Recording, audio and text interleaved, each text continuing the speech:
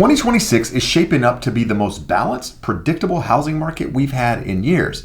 And if you're planning to buy a home, that predictability can be your biggest advantage. But here's the question. Are you actually prepared to buy a home in a normal market?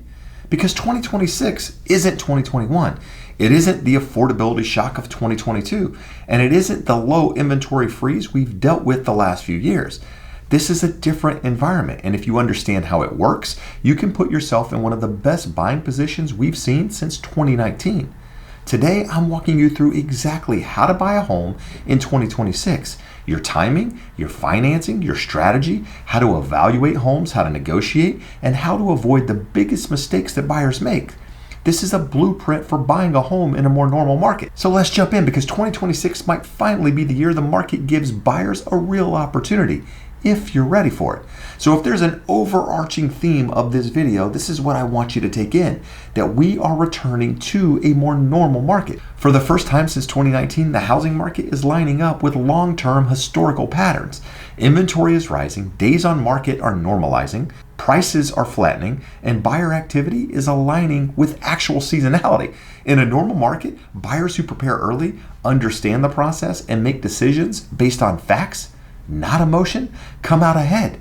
That's the entire advantage you have in 2026. You finally get to make decisions the way the home buying process is supposed to work. Now with that, you're going to see inventory rise, and that's going to give you leverage. Inventory is climbing back towards pre-pandemic levels, and that's one of the biggest advantages you have as a home buyer in 2026. More homes on the market means more choices and less pressure. During one of the recent home buyer webinars we talked about how low inventory forces buyers into reactive emotional decisions. But with higher inventory, you get to compare homes. You get to walk away from homes, and you get to take your time without the fear that you'll never find another option. Now, this is the first time in years where buyers aren't backed into corners. At the same time, homes are likely going to take longer to sell, and that's going to help you. Homes at the moment are taking around 30 days or more to sell. And as I said a moment ago, that's completely normal. It benefits you because you're not racing the clock anymore. You can see a home twice. You can think about it. You can talk strategy with your lender, with your realtor, with your family. You can also look at alternatives if there's other homes in that neighborhood that are maybe priced similarly or have similar upgrades. A normal pace leads to better decisions and fewer regrets. It gives you room to be thoughtful instead of reactive. Now, as I've been saying on this channel since before the pandemic, house prices are not going to crash. In fact, home prices are stable. They're not falling, but at the same time, they're not surging. Home prices have leveled off nationally.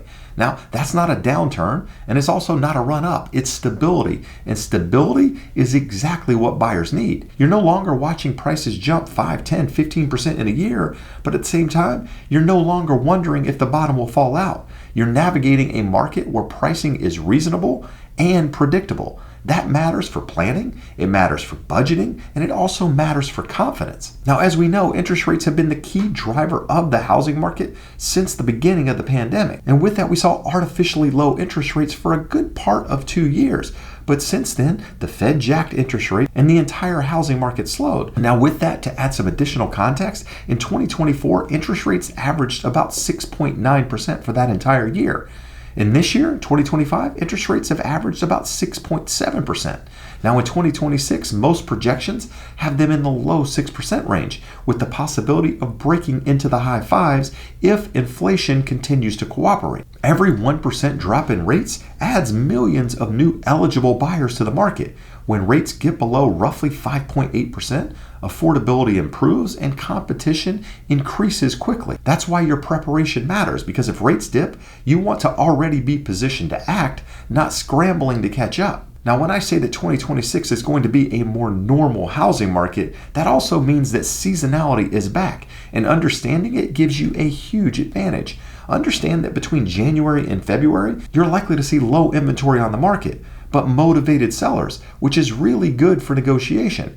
At the same time, between March and June, that's when the peak activity happens for the year. That's usually when you have the best selection, but you also have more competition because there's a higher number of listings on the market.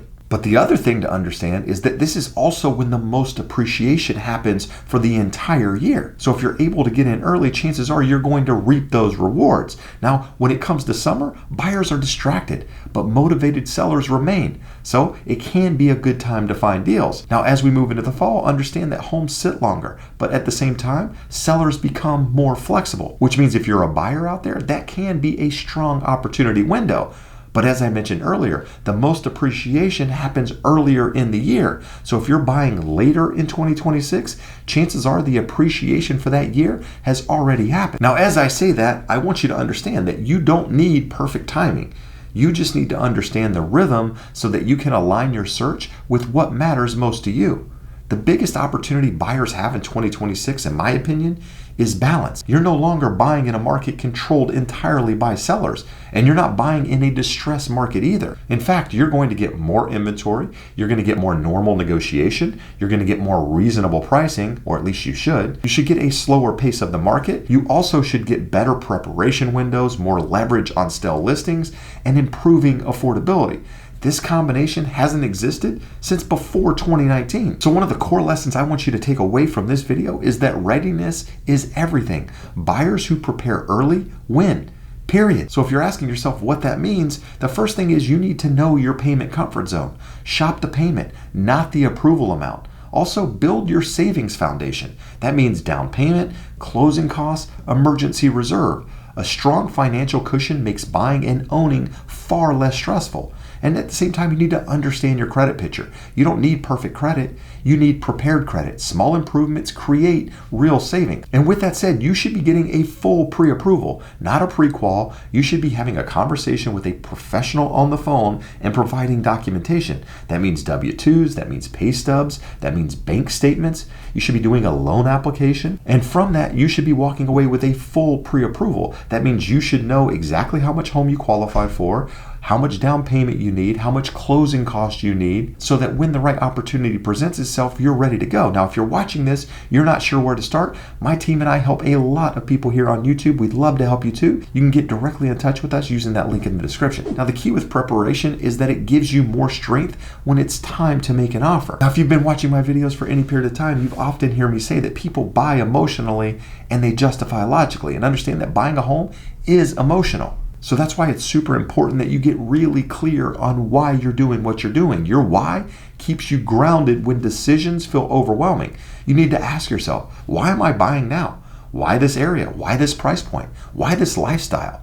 When your why is clear, your decisions become easier. Now, with longer days on market and more inventory, negotiation is going to come back to the market. This is one of the strongest advantages that buyers have heading into 2026. Now, with that, here are some things that you can negotiate. We're talking price, closing costs, repairs, credits, rate buydowns, even timelines. If a home has been sitting on the market for, say, longer than 60, 90 days, there's leverage in that home. But you need to have the right team on your side. So before you start shopping or going to open houses or falling in love with homes online, you need to make sure you have the right team. That means the right real estate agent and the right mortgage professional. In 2026, this matters more than it has in years.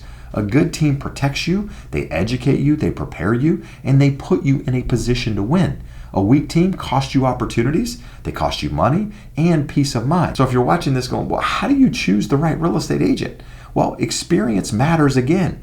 This isn't 2021 where anyone with a license can get an offer accepted. You need someone who understands pricing, negotiation, contracts, and local trends. You need to choose an advisor, not a salesperson. Ask yourself, do they educate you or push you? Do they listen to your goals? Do they explain the process clearly? Your agent should slow things down, not speed them up. Your agent must also understand financing. They don't need to be a lender, but they should know how loan types, down payment strategies, credits, and appraisal terms impact your offer strength. Your agent and lender should operate as a unified team. When your lender and agent are aligned, your offer is stronger and communication is way smoother. When they're not aligned, you feel it immediately. So with that, there's some red flags to avoid. The first one is pressure. No one should be pressuring you to make decisions in any market out there. Also, a lack of communication. I can't tell you how big of a red flag this is. As a real estate agent, I have to make a lot of phone calls, a lot of text messages, reaching out on other people's behalf. And most of the time, that's to agents on the other end. And what I can tell you is that 90% of the time, these people don't respond without multiple points of contact. In fact, as we're filming this video, I've reached out to one agent 5 times in the last, say, 48 hours or so with 0 response, which means I can't find out the information my buyer wants on this property because they won't return my call. On top of that, another red flag to avoid is somebody with minimal local knowledge. You need somebody that understands the local market that you're in. They also need to have strategy. In addition, they should be talking to you about your budget, about your goals, about what you're trying to accomplish. If you feel like you're the one doing all the work and you're not getting a response from your agent, then you probably have the wrong agent. At the same time, how do you choose the right lender? Well, you want somebody that has good terms. At the same time, you want somebody that has clarity, they have communication, they have options, they have transparency. They also have realistic numbers, as I mentioned earlier. You don't necessarily need the lender with the lowest rate. You need a lender with a competitive interest rate that can ultimately get you to the finish line. A lot of lenders out there can overpromise and underdeliver. They can tell you they have the best rates in the world, but if they can't actually get you to the finish line, it really doesn't matter. A great lender helps you understand what you can comfortably afford, not what you can technically qualify for. The right team makes you competitive. Your team isn't just your support, they are part of your strategy. And that's because a strong team not only helps you find the right home, they help you evaluate the condition, they help you price the market accurately, based on comps to figure out exactly what that home's worth. They also help you negotiate effectively. They don't get in the middle of the transaction just trying to get it closed. They want the best deal for you, while at the same time they're structuring your offer for success. They're giving you guidance in how to make that offer so that it actually stands out. Understand that in 2026, your competition isn't other buyers. Your competition is buyers with better preparation and better teams. Now, as a real estate agent that's been doing this over 20 years, I've seen a lot of home buyer mistakes. And one of the very first ones I want to talk about today is waiting for the perfect interest rate. By the time rates drop enough to excite you, they've excited everyone else too. So understand that waiting for the interest rate isn't the right move. Also, expecting pandemic level deals. In my opinion, these aren't returning. So you need to aim for fair and reasonable, not some fantasy you have in your head. At the same time, as we mentioned earlier, you should not be shopping without preparation. Preparation always beats timing. Another thing you should avoid is letting your emotion override your logic. You can actually take your time now. Use that wisely. Prepare earlier. Even if you're not planning on buying a home until summer, start doing the process now to know exactly where you stand and exactly how much you qualify for. And if there's things that you need to work on, you have time to do it. And lastly, not aligning your team early. The earlier your team is in place, the smoother everything becomes. So here's the bottom line. 2026 is going to be a more normal market. More inventory, more negotiation, stable prices, and a pace that lets you make smart, informed decisions. If you prepare financially, mentally, and strategically, and if you choose the right team, buying in 2026 can be one of the best opportunities that buyers have had in years. Now, if you want help building a plan or want to understand what home buying looks like in your specific market, make sure you reach out. There's a link in the description of the video. Whether you're going through the pre-approval process or you're just looking for a real estate agent, we can help guide you to the finish line. Just make sure you check that link below. Remember, real estate is local and your strategy should be too. Now do me a favor, if you found any value in this video at all, make sure you hit that thumbs up and please consider subscribing to the channel. See you next time.